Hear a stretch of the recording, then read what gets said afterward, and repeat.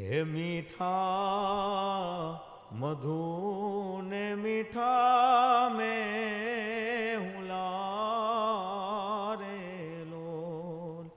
એથી મીઠી છે મોરી માત જોયા જનનીની, આ જોડ સખી નહીં જડે રેલો.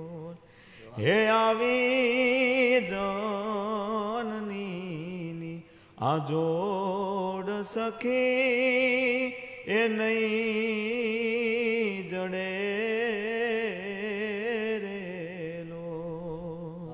અને સાથે સાથે સંગીતની સફર. સંગીતની 8 વર્ષની ઉંમરનો હતો ત્યારે મારા પપ્પા છે ને એ બધા ભજનો ગાતા. ઉધાજી મારા વાલાને વઢીને કેજો, વાહોલિયા તમે ધીરા રે ધીરા બાજુ, આવા બધા ભજનો ગાતા. તો હું સાંભળતો અને ઘરે બધા કલાકારો તોય સાંભળતો. પણ મને એમ થયું કે મેં પપ્પાને પૂછ્યું કે મારે આ ગાવું હોય તો બેટા એની માટે સ્વર જ્ઞાન જોઈએ, એની માટે સંગીત શાળામાં શીખવા જવું પડે તો બધું તને આવડે. પણ એમ નહીં, મારે આમને તમે ગાવ છો તો તમે ક્યાં શીખવા ગયા હતા? મારા પપ્પા કે હું તો ક્યાંય શીખવા નહોતો ગયો, મેં તો સાંભળીને બધું ડેવલપ કર્યું છે, મને આવડે છે.